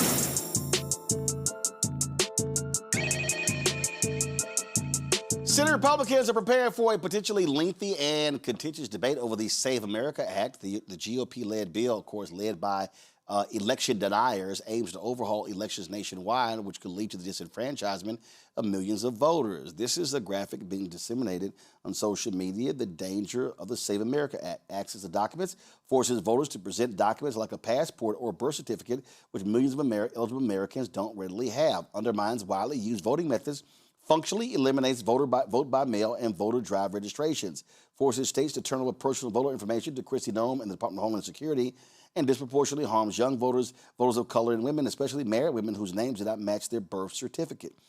Congressman Joe Morelli, New York, put this out. Of course, it passed the House last month. It's been stalled in the Senate. Trump says the SAVE Act supersedes everything else on Congress's agenda. However, Democrats have vowed to block its progress, and Republican leaders in the Senate have so far hesitated to change procedural rules to circumvent a Democratic filibuster. The situation has created a divide between Donald Trump and some key members of his party. On Capitol Hill last week, Trump stated that he would not sign any other bills into law until the SAVE Act reaches his desk. Additionally, several MAGA-aligned members of the House have indicated they will attempt to block any bills emerging from the Senate until the SAVE Act is passed. Well, you got Republicans like Lisa Murkowski, who said she ain't voting for it. The thing, right, what Republicans have done constantly, Cecilia, is go voter ID. They've tried to make this bill all about voter ID because polling shows 70, 80% of Americans support voter ID. What they don't tell you is that if you already have a driver's license, you can't use your driver's license. You now got to use another form of ID if this is enacted. Right. I mean, this bill's practical effects are clear. It creates friction points that disproportionately hit the very voters who it suggests, are the ones who really need to navigate the system. And when you look at the history of how added paperwork, ID requirements, and verification checks have played out, the burden consistently falls hardest on low-income voters, young voters, and voters of colors. So this concern, it isn't hypothetical. It's based on decades of data showing that additional verification steps reliably shrink turnout. And again, I think Thelma said it best. Every time we hear a word come out of the Republicans' mouth, we just got to know it's a lie. So to name it the SAVE Act, save it. I'm done. I can't. Well, and listen, when you look at the amount of money that people are going to have to pay Omekongo, it's a poll tax. We've covered this extensively, and folks are going to have to pay upwards of $200 for a birth certificate and a passport. Yeah, absolutely. And people out there supporting the SAFE Act, they say, well, other countries have voter ID. What's the problem? We should do it just like they do. Well, if you want to do it just like they do, number one, the IDs are free. The IDs, many of them are electronic, and easily to replace. The government makes sure everybody gets access to it. So just the fact that these Republicans are not even talking about that in any way, shape, or form shows how insincere that they are. And as you talk about it related to a poll tax, we know that the white folks who back then didn't have to pay the poll tax, and in some of these red states in particular, those Republicans who in these red states who don't have the passports and don't have the birth certificates, they're going to let them slide by. So when some people say that this is going to hurt them as much as it'll hurt Democratic voters, that's not necessarily the case, because they are always going to find ways to cheat, and they're always going to find ways to make sure that their voters get over. And so the fact that people in the Senate, are slow to try to revert, talk about changing the filibuster, is because they understand that this would be a death blow for many of them. Now you got people like, Cornyn coming out and switching up, because this is what Trump wants. But this is a moment right now, Roland, where going back to our last segment, going back to the SAVE Act, going to so many of these other issues, these are easy things for people to understand that the Republicans are lying about. Some of the existential stuff, Trump's a threat to democracy and all of that other. Some people say that can be a little bit too much for people to try to comprehend, but these are bread and butter issues. Handling the power of the vote, dealing with TSA, looking at these gas prices. And so Democrats have to keep going strong, keep pushing the issue, and keep putting it in plain language so that everybody can understand that just because they put out these things that have patriotic terms like the SAVE Act and things like that, it's all BS, and it's all designed to just make sure that people get disenfranchised. And I think that more Americans are starting to get that message. And Thelma, one of the things it requires is for states to turn over their voter data to the federal government.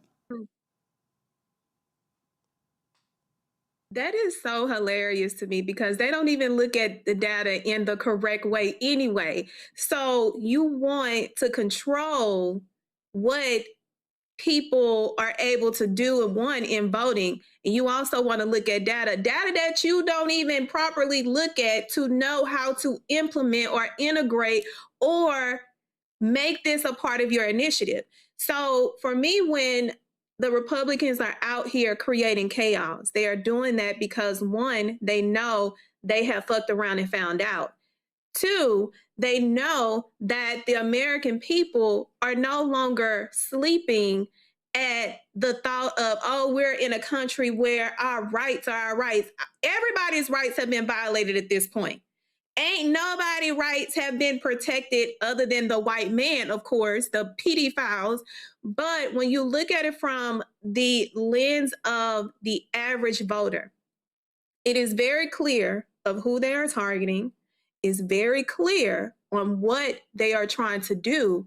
It is very clear on the cover up and the magnitude that they're trying to use in order to create this whole holistic approach of saving the vote of the rightful individual, when they don't even know how to explain the damn SAVE Act. That's why I'm so glad my co-counsel has made it plain. Save it. That the Democrats need to take that and use that in order to drive it down the Americans, to tell them, like, listen, save it. You're not going to come in our face and keep playing with us. We know what you're trying to do. You're trying to save yourself when we take you out and evict you in November. Alaska Senator Lisa Murkowski was chased down by this nutcase from Mike Lindell's so-called network. Listen to this exchange. Where do you stand on the Save America Act? Do you, support getting this legislation passed to protect elections? Not as it is drafted, no. Why not? The implementation in a rural state like Alaska is going to disenfranchise an extraordinary majority, And while I support citizenship voting and voting ID, I want to make sure that it's implementable. And she laid that out, made that perfectly plain, and that's the deal. All these MAGA folk, y'all white folks gonna be in for a rude ass awakening if this thing gets passed, and y'all go, oh my God, what happened? Because y'all followed that idiot Donald Trump. Let me go to a break. We come back. Let's talk sinners and the Oscars. That's next. Roland Martin Unfiltered on the Black Star Network. I'm Brittany Noble, Midwest-born, HBCU educated with experience in newsrooms across the country. Well, I've teamed up with Roland Martin to bring to you The Breakdown. This isn't just news. It's our stories, our voice, our community. Join me for The Breakdown Monday through Friday at midday, only on the Black Star Network. Hi, I'm Swain Cash, Basketball Hall of Famer, and you're watching Black Star Network.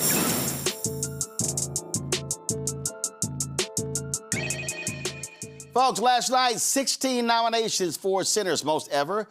They won 4 Oscars. Did not win Best Picture or Best Director, but Michael B. Jordan did win Best Actor, joining the likes of Sidney Poitier, Forrest Whitaker, Jamie Foxx, Denzel Washington,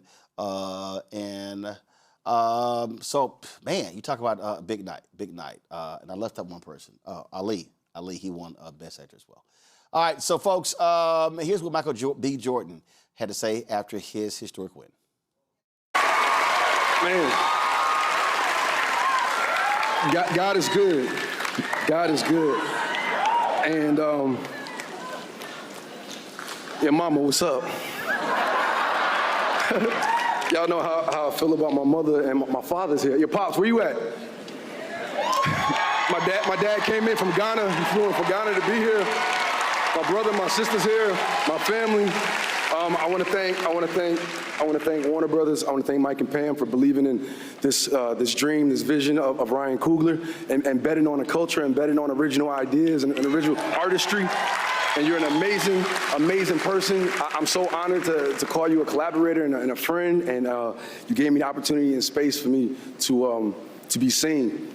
And I love you too, bro. I love you to death. I would like to thank my incredible cast. Wumi, thank you so much for giving Smoke opportunity to be him. Haley at home, she's getting ready to have a baby right now. Thank you so much for being the other half of Stack. Miles, Delroy, Jamie, everybody, Lily, Omar, the entire cast. I thank you guys for supporting me through this. My team, Phil Sun, Greg Sluitt, Lindsey Gallen. Man, y'all. I stand here because of the people that came before me. Sidney Poitier, Denzel Washington, Halle Berry, Jamie Foxx, Forrest Whitaker, Will Smith, and to be amongst those giants, amongst those greats, amongst my ancestors, amongst my guys. Thank you, everybody in this room and everybody at home for supporting me over my career. I feel it. I know you guys want me to do well, and I want to do that because you guys bet on me. So thank you for keep betting on me.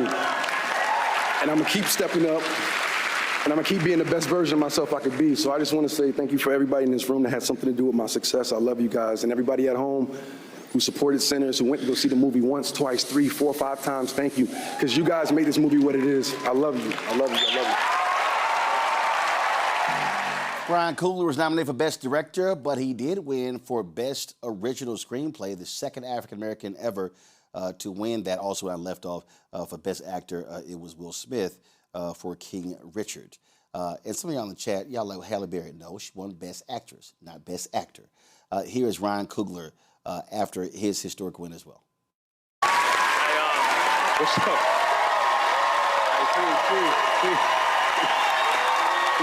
Please, y'all. Please sit down, because I'm very nervous and they're gonna play me off. Because I grew up in Oakland, Richmond, California, and we can talk a lot. So I want to thank the Academy for thinking of our movie that came out almost a year ago. This is an incredible honor. I want to thank my fellow nominees. You guys, I want to thank y'all for the gifts that y'all movies were and for y'all friendship over the past years and months. I want to thank everybody that was involved with this movie, starting with Warner Brothers. Mike and Pam, you're here. David, you're here somewhere. Everybody, all my cast and crew, please stand up. You guys are amazing. You guys are amazing. Yo, you guys are, oh my God. You all are winners in my book. Y'all are winners in my book. Sevo Hani and Zenzi Kulu, you guys are the best producers in the world. Zenzi, you're the best wife and mom in the world.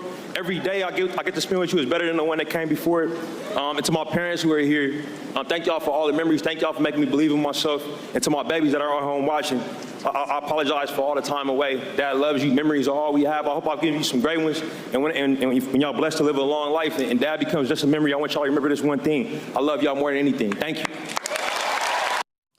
All right, Sinners also won, of course, an historic win in Best Cinematography, the first woman to ever win in that. They also won for Best Original Score.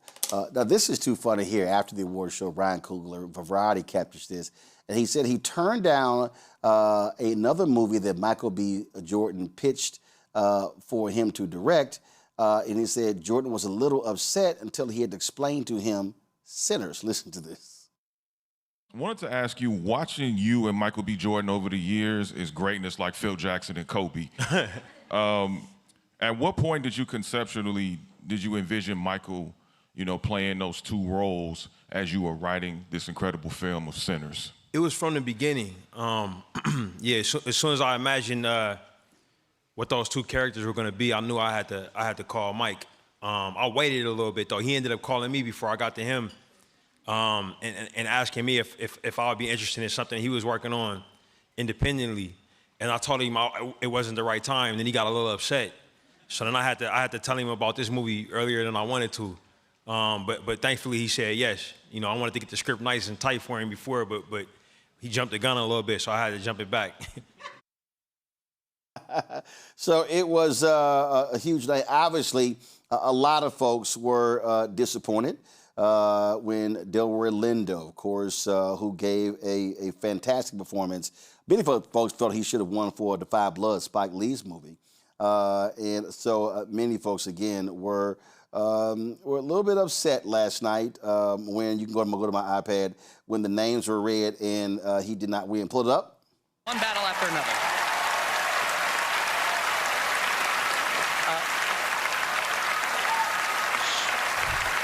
Sean Penn could... Matter of fact, normally, when they announce the winner, they always show the reaction, and typically, like if you don't win, everybody else claps.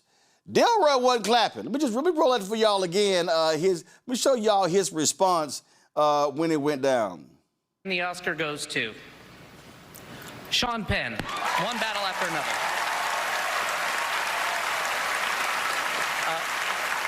Sean Penn was not there. He actually had a meeting with Zelensky in Ukraine. And then, of course, when it came time for Best Picture, Sinners came up short there as well. Let me get my thoughts and reaction from our panel. What took place last night? Let's see here. Thelma, you first. Listen, there is me. If I'm gonna be my true authentic self. If I know some bullshit is going on, I'm not gonna clap. No, we not doing that. We living in our true identity, because y'all know damn well that I was supposed to win that Oscar. But y'all didn't want to have too many colors taking over the Oscars, because we are the most talented. Let's be very clear. So I really was so just excited to see Ryan and the way that he thinks and the way that he processes and he comes up with these movies to finally get his rightful place in Oscar history as an African-American man, whether it was Best Picture or not. The screenplay says a lot about how he processes and how he manifests these types of films that he creates. And to know that Michael B. Jordan had to play two characters, for them to see his qualifications, even though he's qualified, for him to have to play, not only play, but he killed both both actors' positions that he had on that film, I can't say enough about Sinners. Sinners was one of my favorite movies last year. I encourage everybody to watch that because there's a message. I'm not going to tell you because I want you to get your own message, but Sinners is a phenomenal movie.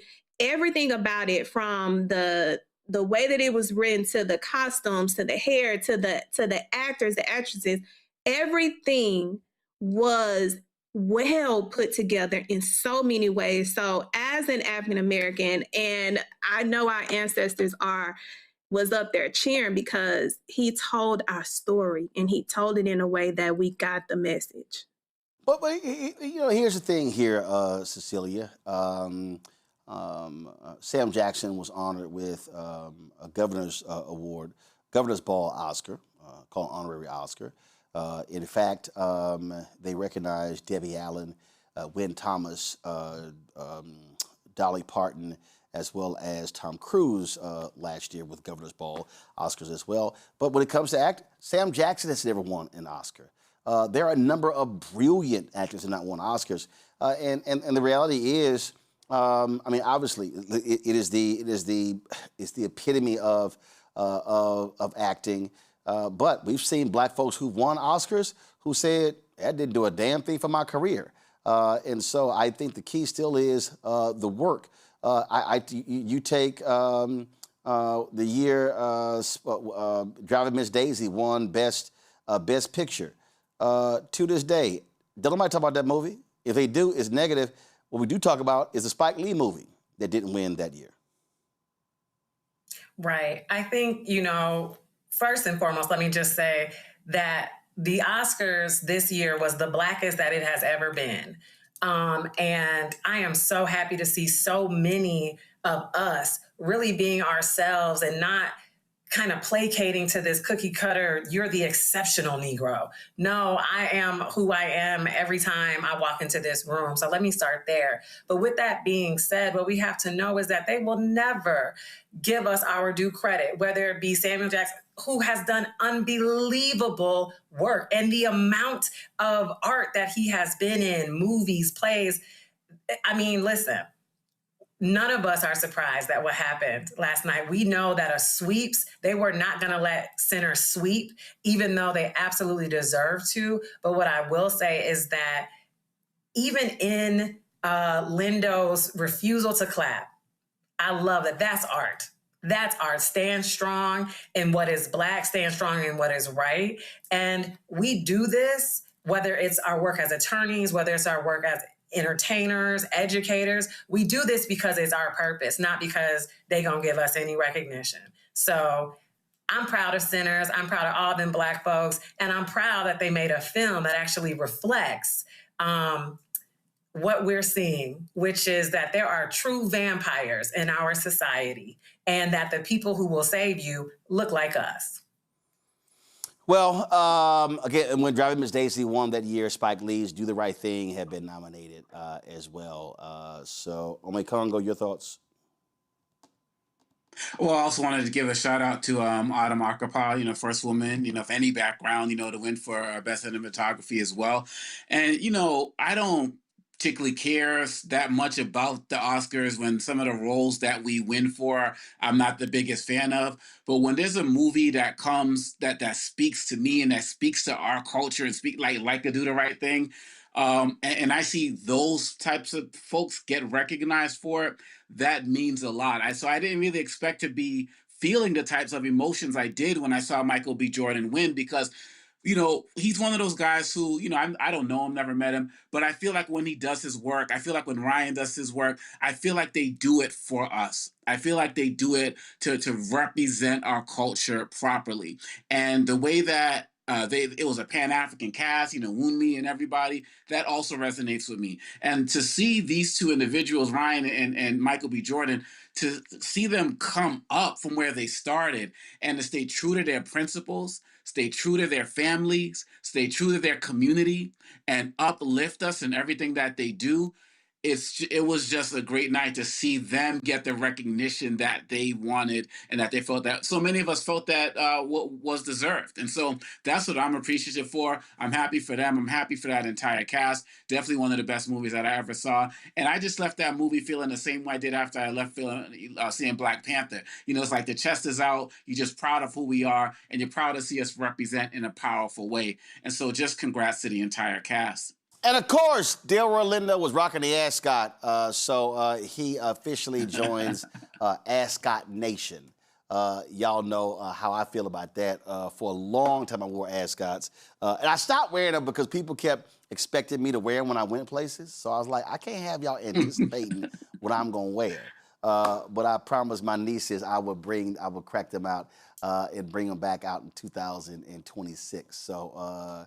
Yeah, we're going to do that. So, all right, folks, that is it for us. Let me thank Cecilia Omakongo and Thelma as well for being on today's show. Certainly appreciate it. Folks, don't forget to support the work that we do. Join our Bring the Funk fan club. Your dollars are critically important for us to be able to continue to build, add new shows, and do more and more and more. And so that's really important. You're to contribute to our fan club. Our goal is to get 20,000 people contributing every year. We ask $50 each. That's $4.19 a month, 13 cents a day. And so if you want to support us, use for Cash App, use the Stripe QR code. You see it right here. That's also for credit cards. Checks and money order. Make it payable to P.O. Box 57196, Washington, D.C. 2003-7-0196. PayPal's R Martin Unfiltered. Venmo's RM Unfiltered. Zelle, Roland at RolandSMartin.com. Roland at RolandMartinUnfiltered.com. Download the Black Star Network app. Apple phone, Android phone, Apple TV, Android TV, Roku, Amazon Fire TV, and of course, Samsung Smart TV. Be sure to get our Roland Martin Unfiltered swag. Go to shopblackstarnetwork.com. Our t-shirts, our hoodies, our wall art mugs, hats, all that good stuff. Get your shirt. Don't blame me. I voted for the black woman, black-owned media matters, all that good stuff. Get it right there as well. And of course, all these black-owned products you see right here, every single product you see here is available on our site, shopblackstarnetwork.com. All of these products, we've got chips and hat, HBCU gear, car wax solution, watches, skincare products, sauces, seasoning, hair products, dolls, you name it, all sorts of stuff. And so simply go to shopblackstarnetwork.com. When you buy these products on shopblackstarnetwork.com, you also are supporting this black-owned show as well. And so this is our opportunity to really advocate and support black-owned businesses. And so please go to shopblackstarnetwork.com to check it out. Don't forget, download the app Fan Base. You can follow me at Roland S. Martin to support that black-owned business as well. Be sure to watch Brittany Noble for the Breakdown with Brittany Noble every day, noon Eastern, right here on the Black Star Network as well. All right, folks, that's it for us. I'll see y'all tomorrow right here, Roland Martin Unfiltered, on the Black Star Network. And you know, always know, yes, I'm always repping 06. And for the other little youth groups, I'm sorry you couldn't get in. Everybody ain't able.